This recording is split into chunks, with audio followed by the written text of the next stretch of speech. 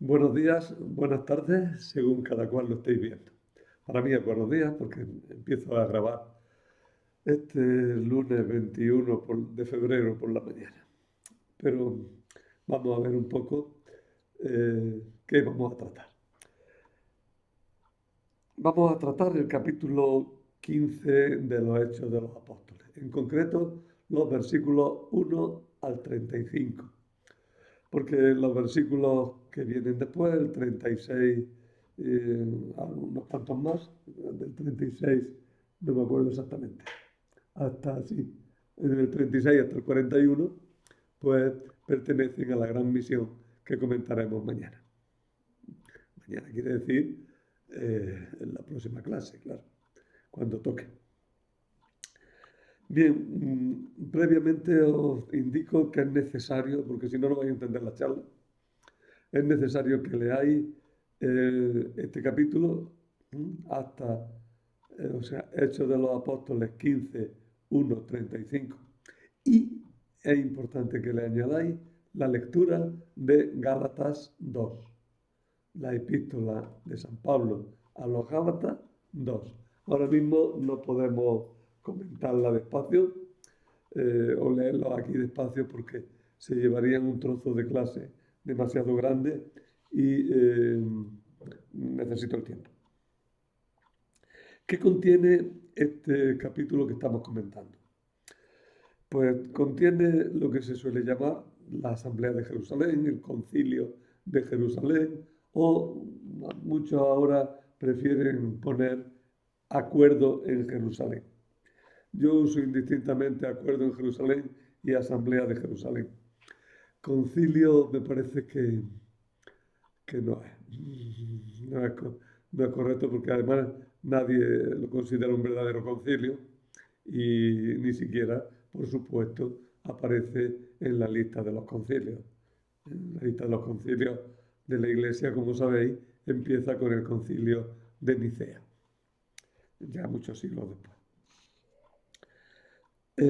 Este capítulo empieza con la narración de un conflicto en Antioquía. San Pablo y San Bernabé han vuelto de su misión, han dado cuenta de su trabajo, están trabajando pastoralmente en Antioquía, pero de pronto viene gente de Jerusalén y entonces se arma un poco de lío, hay problemas porque los que vienen de Jerusalén no aceptan que se esté bautizando a los gentiles sin que estén previamente circuncidados y exigen el cumplimiento de la ley. Se ve que se ve que el acuerdo logrado cuando San Pedro bautizó a Cornelio, pues no está vigente, la gente no acaba de aceptarlo. Y en la iglesia de Jerusalén hay una reticencia muy fuerte precisamente a esta aceptación de los gentiles. Y van a ir predicando por la iglesia para que se evite esa inclusión de los gentiles sin cumplir la ley en la iglesia. Bueno, pues después de que se genera allí un conflicto, entonces se envía a Pablo y a Bernabé a Jerusalén y entonces se organiza una asamblea y en esa asamblea tenemos una intervención importante de Pedro, que ahora veremos que nos preguntamos que qué hace Pedro allí, ¿no? Porque ya se había ido de Jerusalén totalmente, ¿no? Pero aquí vuelve a aparecer. Luego tenemos otra intervención de Pablo y Bernabé y sobre todo un discurso de Santiago, el hermano del Señor, que interviene diciendo que sí y que no a la par. Un poco complicado. De hecho, su intervención y la carta que se genera a partir de su intervención para mandarla a la iglesia, pues siguen creando conflictos aún hoy día para los Por ejemplo, para los testigos de Jehová es una carta sumamente importante porque ahí se apoyan ellos para algunas de sus doctrinas referentes a los alimentos. Eh, Después de esto viene un acuerdo con la carta y la aceptación en Antioquía con gran alegría de todo lo que se ha hecho. Bien, ese es el resumen del capítulo y sus partes concretas. Vamos a irlas viendo, pero voy a seguir en este tema un método un poco distinto. Primero, voy a empezar por lo que tenéis al final en los apuntes. Porque lo he puesto al final en los apuntes porque viene a ser como la conclusión, resumen, y me parece muy importante que tengamos esa visión de conjunto, que es la que de verdad importa. Es lo que le llamo en los apuntes perspectiva final y luego aspectos judiciales del texto. Si me da tiempo, pues hago un poco de análisis de las diversas partes, aunque las tenéis bien puestas en los apuntes y las podéis ver. Pero yo empiezo por lo que llamamos perspectiva final. Además, perspectiva final no solo de este capítulo, sino incluyendo también lo que ya hemos visto acerca de la misión de los antioquenos por el centro de Anatolia, por el centro de Turquía, por Galacia, por Licaonia, por toda esta parte central de Turquía y de Chipre. Estos capítulos 13 al 15 forman una unidad en los Hechos de los Apóstoles que sirve de puente entre la primera parte, que acababa con el capítulo 12, y la gran misión paulina que se va a desarrollar a partir de 1536 hasta el capítulo 19 incluido. La misión, luego, o sea, digo, la gran misión paulina será el núcleo de la segunda parte y la parte conclusiva será la pasión de Pablo, para la que tendremos que ver los capítulos 20 al 28. La misión a los gentiles ha comenzado con éxito. Y eso no ha supuesto una ruptura en la Iglesia, sino que ha consolidado la comunión entre los diversos grupos que la forman. Se ve que hay tensiones. El capítulo 15 entero es la crónica de una tensión muy fuerte que aparece todavía más fuerte en Gálatas 2. Hay una tensión entre los que aceptan a los gentiles sin ponerles las condiciones de cumplir la ley y los que no lo aceptan en absoluto, exigen que si alguien quiere ser cristiano, pues se haga primero buen judío y siendo buen judío podrá ser buen cristiano.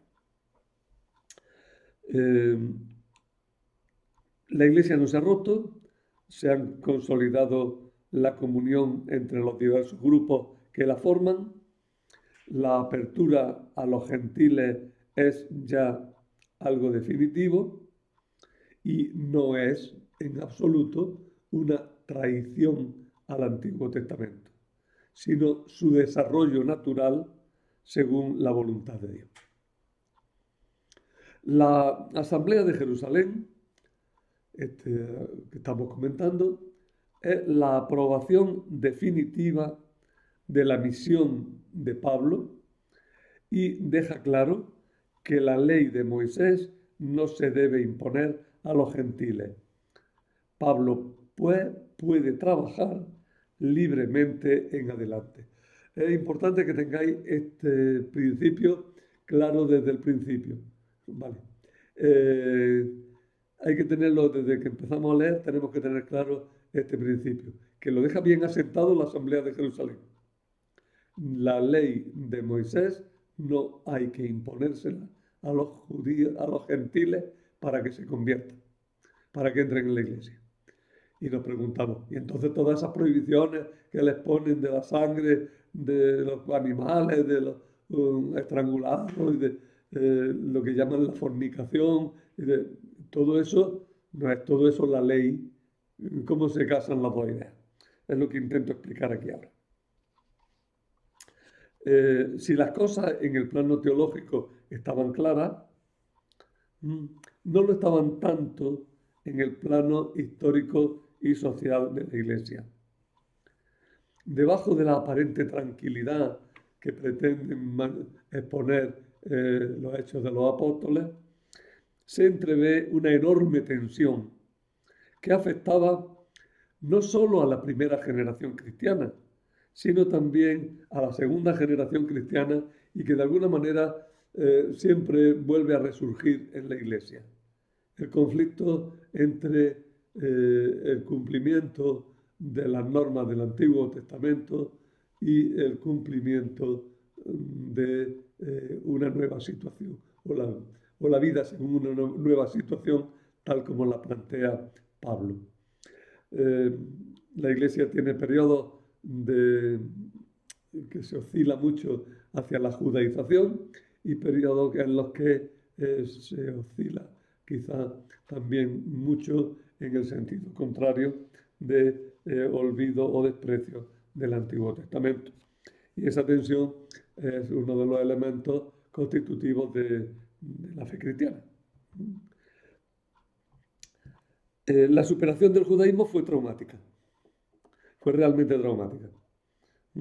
Y dejó a la Iglesia aislada entre los judíos por un lado y los gentiles por otro, como una realidad que no acababa de encontrar su sitio en el mundo. Ya veíamos el otro día que en Antioquía percibieron claramente esta tensión y empezaron a llamar a los discípulos cristianos, porque no eran ni judíos ni eran gentiles, eran algo nuevo. Las persecuciones de los judíos a los cristianos empezaron a ser norma. Los judíos eran expulsados, o sea, los cristianos eran expulsados de la sinagoga por los judíos y se encontraban, por así decirlo, a la intemperie frente a un imperio romano que no reconocía la licitud de su culto. Había tensiones hacia afuera, pero estas persecuciones de los judíos derivaron, como digo, en otras persecuciones mucho más fuertes y peligrosas por parte del Estado romano, que consideraba al cristianismo una religión peligrosa y no permitida por la ley. Los mismos romanos no sabían qué hacer bien con los cristianos, ya lo hablamos otro día y quizás vuelva a salir. Pero no había solo tensiones hacia afuera, también las había hacia adentro. Y había que solucionarlas a base de diálogo y de compromisos, no siempre viables, pues muchas veces lo que estaba en juego era la misma esencia del Evangelio. El libro de los Hechos de los Apóstoles, que estamos viendo este año y que lo estamos comentando, es una gran ayuda para comprender todo esto y para marcar caminos a la solución de los conflictos que siempre vivirá la Iglesia. Fidelidad al Evangelio, búsqueda de la unidad por encima de cualquier derecho particular. Y esas dos cosas unidas son la fórmula que nunca podrá dejarse de lado. Fidelidad al Evangelio y unidad. Son dos puntos básicos para la Iglesia. Bueno, eso es lo fundamental del tema que estamos viendo. Y en el relato este que hemos visto, o que estamos viendo, me voy a fijar de una forma muy especial en que tiene unos rasgos judiciales muy interesantes.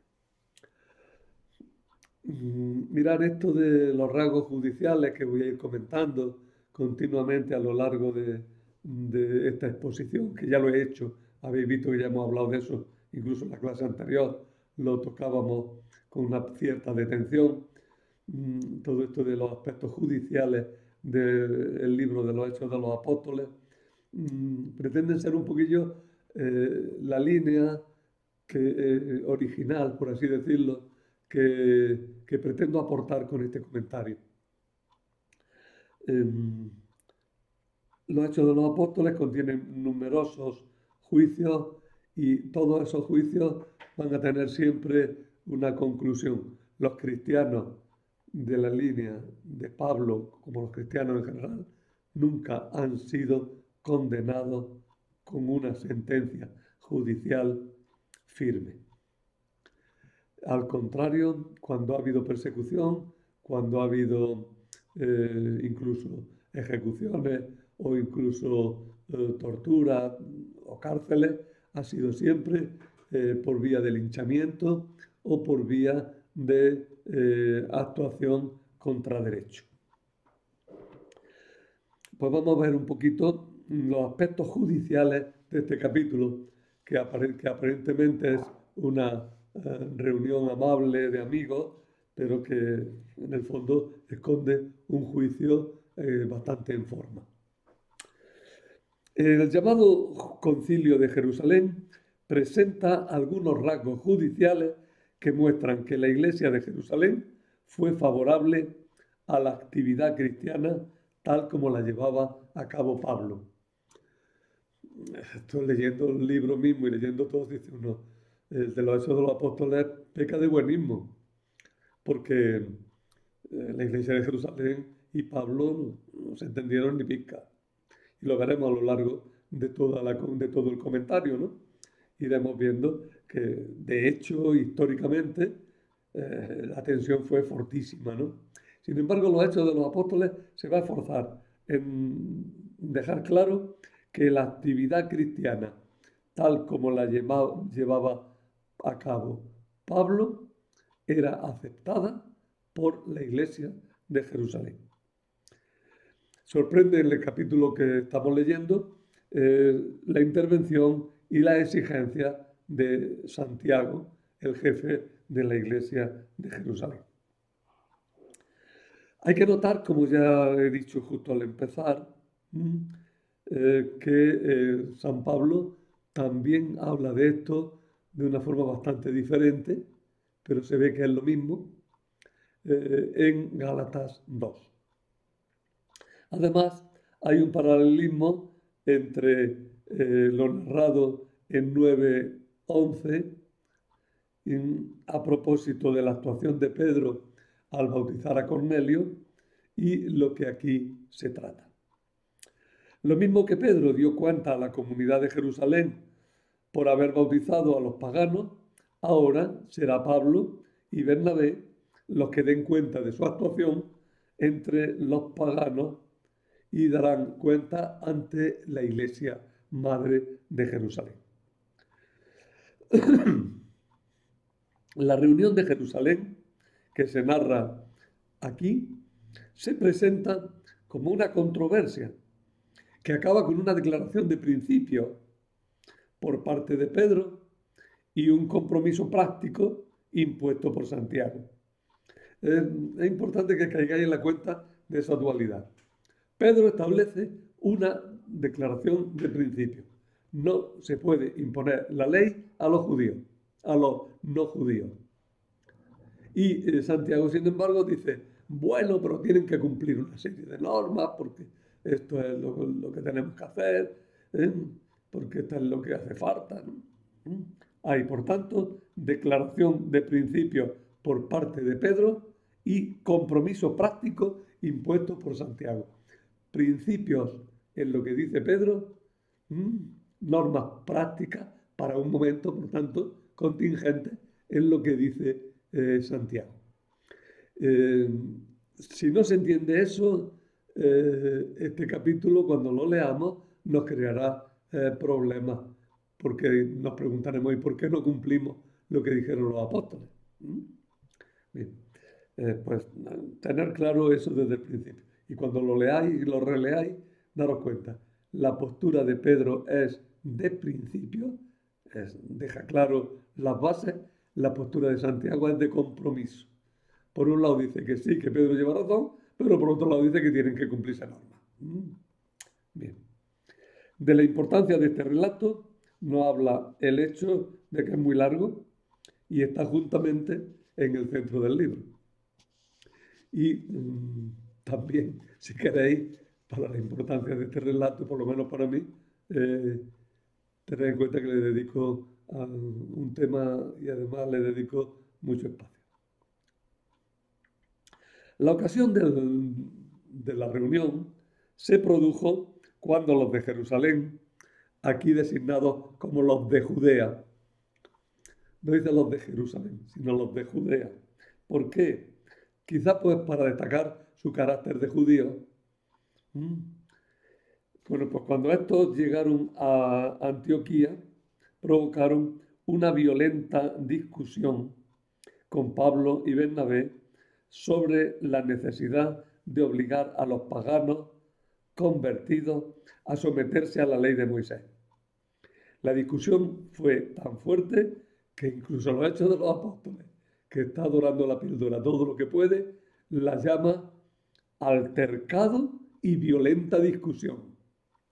O sea que ya los mismos Hechos de los Apóstoles que están intentando suavizar, tienen que reconocer que el lío que hubo entre los primeros cristianos en Antioquía cuando llegaron los de Jerusalén fue realmente importante. En la sesión intervienen primero las partes litigantes. Y esto ya vamos viendo que hay una estructura judicial bastante clara. Los acusados, que son Pablo y Bernabé, ¿de qué se les acusa? De admitir a los gentiles sin obligarles a cumplir la ley. Bueno, pues los acusados, que son Pablo y Bernabé, cuentan lo que Dios ha hecho con ellos. O sea, Pablo y Bernabé atribuyen sus decisiones de no circuncidar a los paganos a Dios mismo. Dios mismo es el que le ha impuesto esa decisión a Pablo y a Bernabé. En segundo lugar, intervienen los acusadores con una declaración de principio. Es necesario circuncidarlos y ordenarles que guarden la ley de Moisés. Ya tenemos las dos posturas, el enfrentamiento. A Pablo y a Bernabé los han llevado allí y le dicen, bueno, ¿vosotros qué estáis haciendo? Ellos dicen lo que están haciendo. Y entonces se levantan los acusadores y dicen, no, eso no puede ser. Las cosas hay que hacerlas de otra manera. Y ya tenemos las dos partes litigantes. Y enfrente, como el tribunal, van a actuar lo que se llama los apóstoles y los presbíteros de Jerusalén, que son una unidad, no son por un lado los apóstoles y por otro lado los presbíteros. Al grupo que gobierna Jerusalén se le llama los apóstoles y presbíteros, como conjunto, como colegio. Bueno, pues ellos deliberan aparte. Y cuando ya han deliberado, Pedro interviene dando la sentencia. Un poquito larga, le dedica 5 versículos para la intervención de Pedro, en la que deja claro que no hay que cumplir la ley.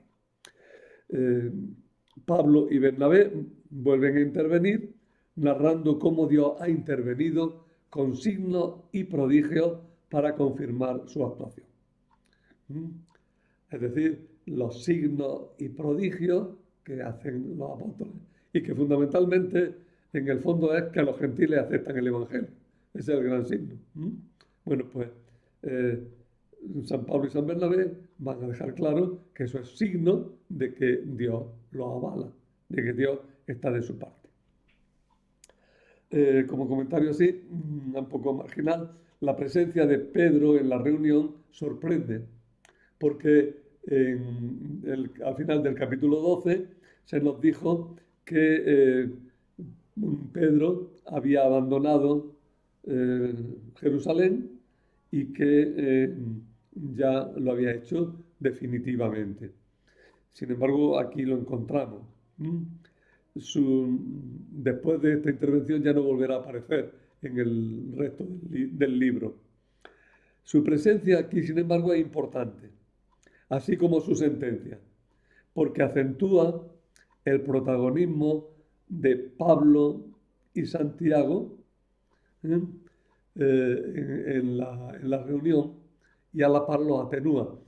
Digo que los acentúa porque va a ponerlos como litigantes, pero Pedro va a tener la preeminencia, la, va a dar la sentencia fundamental. ¿Mm? Y va a avalar decididamente la actuación de Pablo y Bernabé.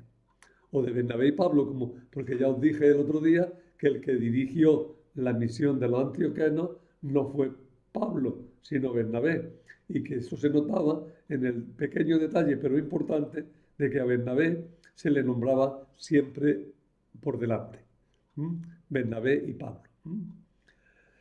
Ahora ya en la segunda parte, como se separan, será Pablo el que tenga el protagonismo, pero eso ya lo vemos. En lugar de los acusadores, interviene fuera de lugar Santiago, que por un lado ratifica lo dicho por Pedro y por otro lado insiste en la necesidad de que se practiquen una serie de normas de pureza legal. Esta intervención de Santiago viene a ser una atenuación de las exigencias de los acusadores y a primera vista tiene una formulación contradictoria, ya que reconoce que no hay que guardar la ley, pero por otra parte exige el cumplimiento de algunos de sus preceptos. La razón que da es que estos preceptos han sido promulgados ampliamente. Antes de seguir un poco, la intervención de Santiago da la impresión de decir aquí estoy yo y la última palabra no la tiene nadie, sino yo en la asamblea.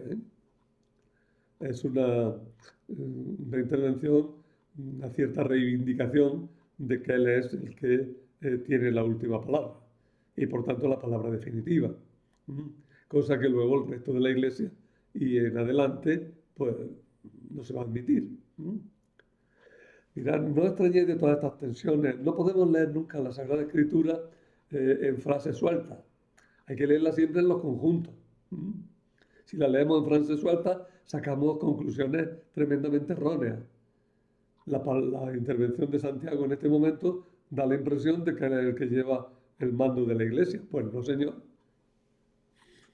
Aquí Santiago ha intervenido porque le ha parecido bien. Y los demás, pues por no liarla, pues lo han dejado hablar. Y lo han dejado tomar la postura de cierta preeminencia. Pero si lees el relato, la sentencia la ha dado Pedro, que es el que tenía que darla. Bien. He dicho que la razón que da Santiago para imponer unas normas de pureza legal es porque desde tiempo antiguo Moisés tiene en cada ciudad quienes lo predican, ya que es leído cada sábado en las sinagogas. O sea, esta afirmación implica que estos preceptos no se consideraban como específicos de la ley judía, sino preceptos que los judíos pretendían transmitir a todo el mundo, judíos y no judíos, como preceptos universales, cosa que luego no será aceptada. Pero Santiago tiene esa percepción y es lo que pretende decir. Bueno, sí es verdad que hay que cumplir la ley, pero estos preceptos son universales, dice Santiago. Mirad cómo lo comenta Roloff, que lo comenta muy bien. De Roloff sabéis quién es, ¿no? El autor de este libro, que ya lo he citado muchas veces. Un libro que está agotado hace mucho tiempo, pero que es el que me ayuda mucho, me ha ayudado mucho en el comentario. No lo, no lo sigo estrictamente y además Roloff dice muchísimas más cosas de las que yo digo, pero es un libro muy importante. En este sitio dice, las 4 cláusulas del decreto de Santiago corresponden exactamente tanto a las exigencias mínimas de pureza cúltica que la ley mosaica imponía a los extranjeros residentes en Israel, como a los llamados preceptos de la alianza con Noé, que según la teoría rabínica eran válidos para toda la humanidad. Prácticamente se trataba de medidas de cautela enderezadas a salvaguardar la pureza cúltica de los judeocristianos que vivían en una comunidad mixta. Lo explico, lo he dicho ya en la explicación antes, pero insisto en ella.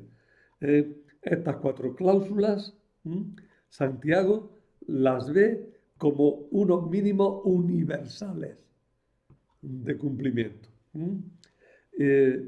Son lo que en la misma Biblia se obligaba a los judíos, a los no judíos que residían en Jerusalén. Y también a los preceptos que los rabinos decían que había promulgado Noé en la alianza que hizo con Dios, una alianza que es previa, anterior a la alianza con Abraham, y previa, mucho más previa a la alianza hecha con Moisés. Por tanto, serían unos preceptos universales que había que imponer a todo el mundo. Vuelvo a repetir, la Iglesia no lo aceptó luego, Pero la pretensión de Santiago es que esto afecta a todos. Quizá por ahí, no lo sé bien, pero quizá por ahí es por donde se agarran algunos grupos cristianos actuales para seguir imponiendo estos preceptos como fundamentales. En definitiva, el decreto que impone Santiago como responsable de la Iglesia Madre de Jerusalén, por un lado, apoya la postura de Pablo y de Pedro, y por otro lado, impone unas condiciones, a su juicio, mínimas e indispensables para garantizar las relaciones pacíficas entre judeocristianos y paganos convertidos al cristianismo. Mire usted, si quiere que nos llevemos bien los judíos y los no judíos dentro de la comunidad cristiana, esto es lo que hay que cumplir, dice Santiago. Los no judíos dijeron que ni eso, pero eso vendrá después. Aquí en los Hechos de los Apóstoles, que está dulcificando y parece que pretende renovar esa prohibición o esas normas en unas comunidades que volvían a tener conflictos y que querían marcar su continuidad con el Antiguo Testamento. Bueno, por los Hechos de los Apóstoles parece que lo reaviva todo esto, pero la tensión estaba ahí, entre los que creían que eso era indispensable para todos los cristianos, fueran los que fueran del mundo entero, y los que vinieron nuevos a la Iglesia, que dijeron que esas cosas eran propias de los judíos y que estaban tan abolidas como el resto de la ley. Por tanto, se pretendía garantizar eso. Además, y esto es quizás una frase fundamental y la destaco en los apuntes, además, el centro del discurso de Santiago y de la sentencia que resuelve la controversia es que hay una sola Iglesia que continúa según los designios de Dios anunciados por sus profetas al pueblo de Israel. Insisto en esto, no perdamos el centro del discurso. Y ese sí sigue siendo válido. El centro del discurso no es esas prohibiciones. El centro es, hay una sola Iglesia que es continuadora del Antiguo Testamento. Es prolongación del Antiguo Testamento. Hay una unidad que hay que mantener. La unidad la van a defender todos. Otra lectura distinta de los Hechos de los Apóstoles, que se puede hacer, distinta de la que yo estoy haciendo, en el sentido de ir recalcando los juicios, pero una lectura también muy productiva es leer el libro entero como el libro de la unidad, el que busca destacar la unidad de la Iglesia, la unidad de todas las iglesias, la unidad de todos los grupos, reducir a la unidad la inmensa variedad que existía dentro de los cristianos de los primeros momentos. El libro de los Hechos de los Apóstoles no es un libro para despejar gente, sí, para quitar gente, para marcar una ortodoxia única y excluyente. No, el libro de los Hechos de los Apóstoles es un libro incluyente. De alguna manera está diciendo que todos los grupos cristianos pueden y deben reducirse a la unidad. Una unidad que en otra lectura también que le hiciéramos sería marcada por la acción del Espíritu. Esa es otra tercera lectura del libro, ¿no? Como lectura continua. El libro que marca la acción del Espíritu continua en la Iglesia desde el comienzo y en todas sus actuaciones. ¿Veis? El libro de los Hechos de los Apóstoles es muy rico, tiene muchas connotaciones, tiene muchas formas de enfocar las cosas y lo bonito es que las entrelaza y forma un tapiz realmente hermoso. Mirar en la Sagrada Escritura, como en cualquier libro, tenemos un texto. Texto significa tejido. Y un texto tejido se forma con muchos hilos que se van entrelazando. Un texto es un conjunto de líneas, de colores, de texturas, que se van entrelazando y van formando una imagen. Pensar en un tapiz. Si yo en un tapiz saco los hilos verdes, pues me da una serie de cosas, pero no me da el tapiz entero. Si yo saco los hilos rojos, pues lo mismo, ¿no? Los blancos, pues igual, los azules, pues igual. Pero si los junto todos y los dejo donde están y como están entrelazados, pues me dan una figura hermosa. Me dan algo que puede ser muy bello, pero que necesita todos los hilos. Bueno, es verdad que yo en la lectura que estoy haciendo me estoy fijando mucho en un hilo, que es el hilo judicial, quizá porque es lo que puedo aportar como algo un poquillo más original, pero los otros hilos son fundamentales. El hilo de la unidad, que he apuntado ahora mismo, para mí es también muy importante y alguna vez tuve el deseo de comenzar el libro entero desde ese hilo, ¿no? O también el hilo del Espíritu Santo, que es el que suele seguir la mayoría de la gente como un hilo fundamental en la exposición del libro. No perdamos, por tanto, esas perspectivas. El texto presenta, vuelvo a mi idea, el texto presenta una sentencia favorable a Pablo y Bernabé, representado por Pedro, que los avala, y una sentencia de Santiago que recorta, reduce las pretensiones de los que pretendían imponer la ley a los paganos convertidos a una cuestión práctica, aceptando el punto de vista doctrinal de Pedro y de los enviados de Antioquía, Pablo y Santiago y Bernabé, pero manteniendo un poquillo también la postura de los acusadores en que hay cosas por las que no puedo pasar ya. Hasta aquí hemos llegado, ya no podemos pasar más. No es de extrañar que el relato concluya con la mención de la alegría de los antioquenos y de la paz entre la Iglesia y de la actividad apostólica renovada de Pablo y Bernabé. El desarrollo de la asamblea, quiero destacar un detalle, es que es muy raro. Para empezar, pues tiene esa estructura judicial, pero la tiene como muy tapada, muy oculta. Pero está ahí, la ves, la estructura la ves. Pero ya para empezar, quiere ser juicio sin serlo, ¿no?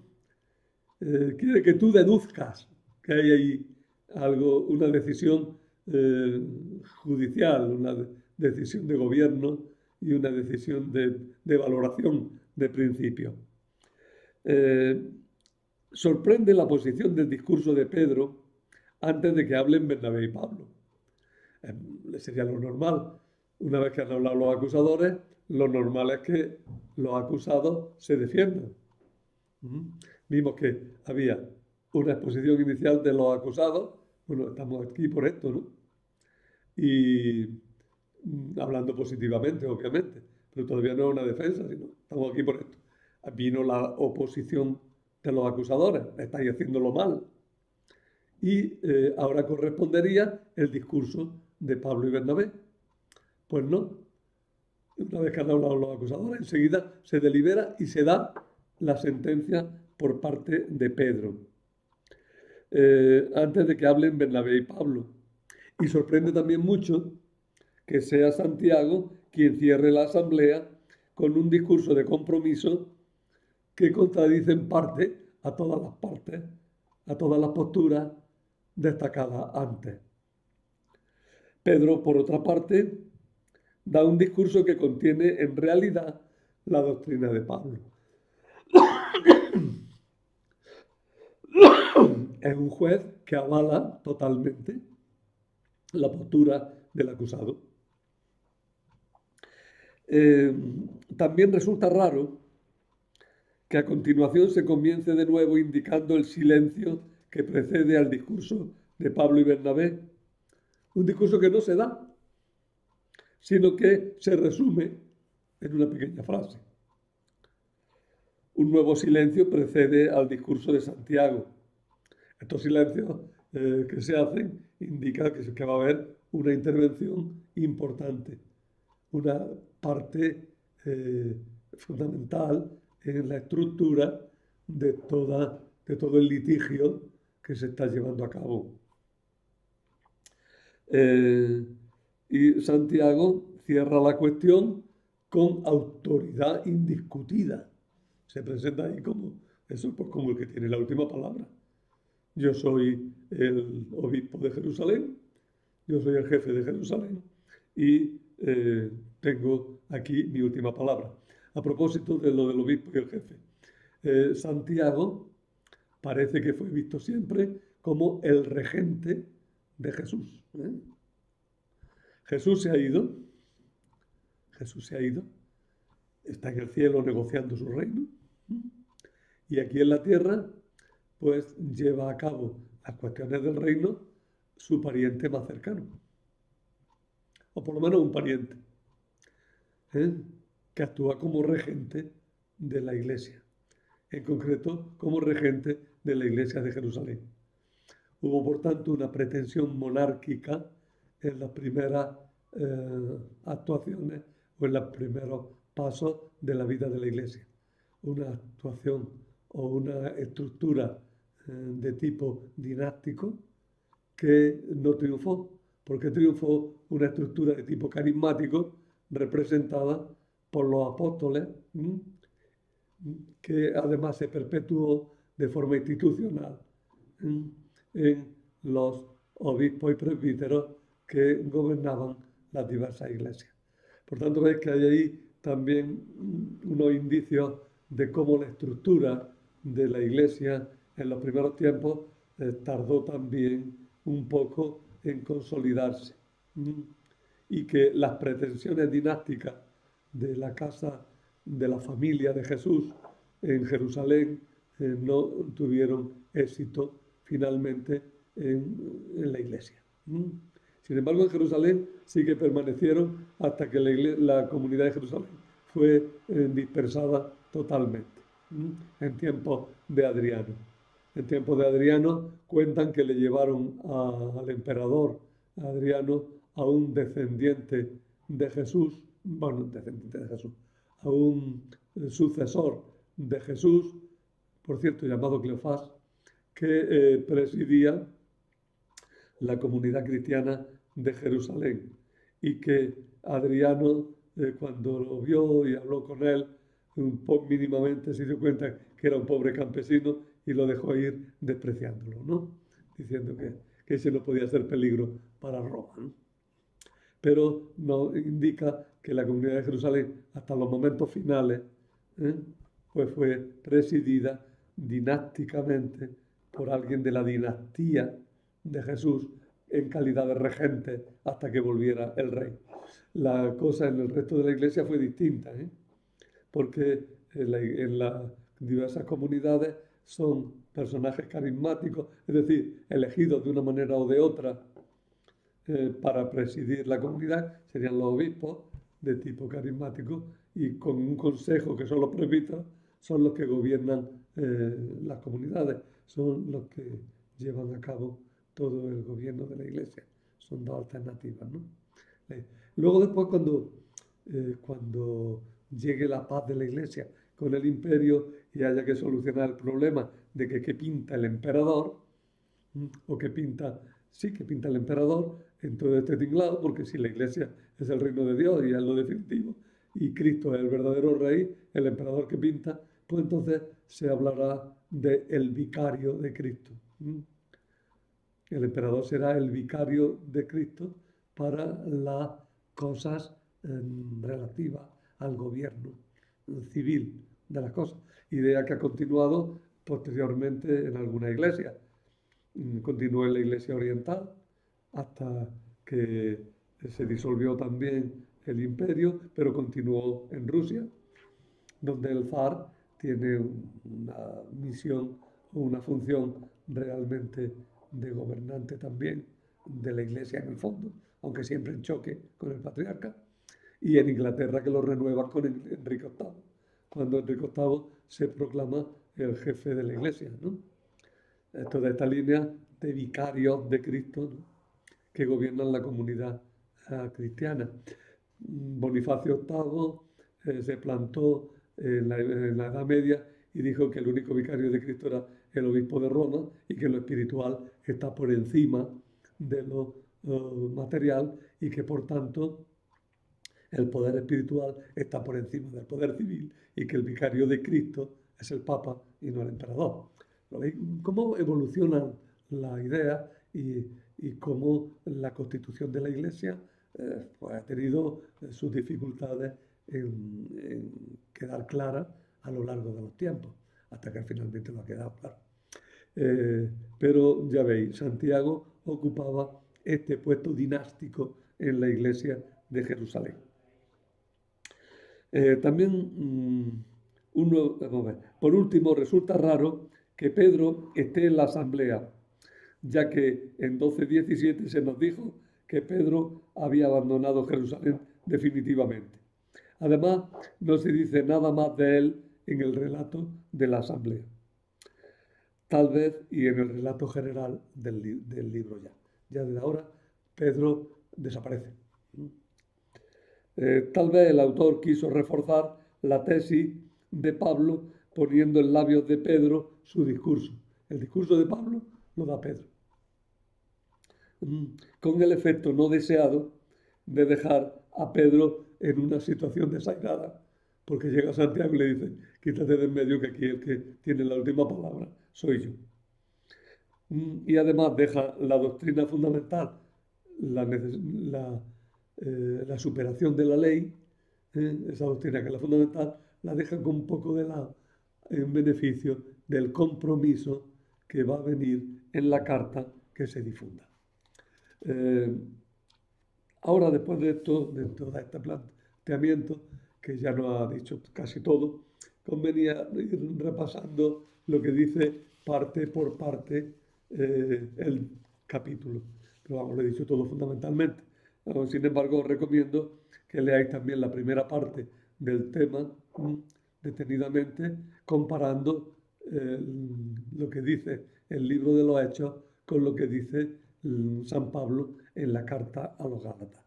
Os daréis cuenta que San Pablo en la carta a los Gálatas no reconoce ni siquiera que sea una asamblea, no habla por supuesto nada de juicio, dice nada más que llegó a un acuerdo con los que mandaban en Jerusalén, dice que le dieron la razón y dice que la ley no hay que cumplirla y hemos terminado. Por tanto, la postura de Pablo en su carta es mucho más radical que la postura del libro de los Hechos de los Apóstoles, que por enésima vez digo, que intenta dulcificar e intenta como suavizar las posturas porque en el fondo el autor está muy preocupado por una auténtica unidad de la Iglesia. Y por eso el decreto de los Hechos de los Apóstoles quizás podía ser bueno en el momento en el que se escribió el libro también para mantener esa unidad evitando tensiones. Y ya está, eso es lo que os puedo proponer en esta clase. Os propongo para el próximo día que vayáis leyendo la gran misión de Pablo. Es larga, son 5 capítulos, desde el 15:36 hasta el 19. Y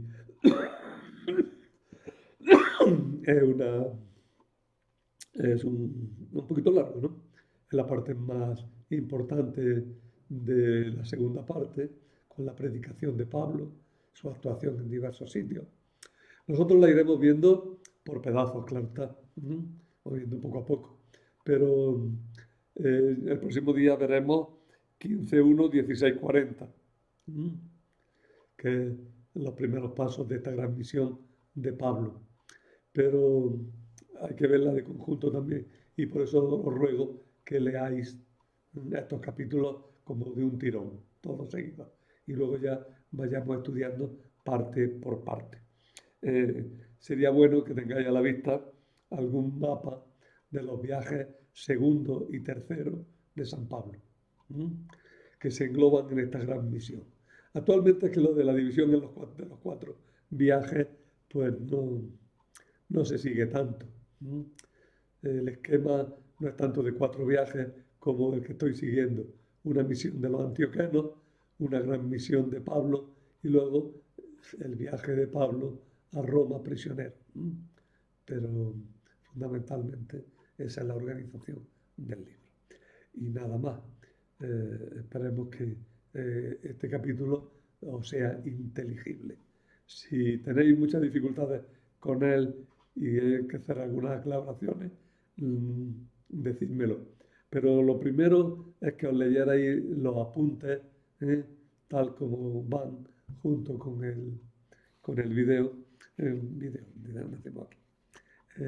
Los apuntes, tal como van con el vídeo, os ayudarán a entenderlo realmente todo. Siempre estoy abierto a vuestras consultas. Nada.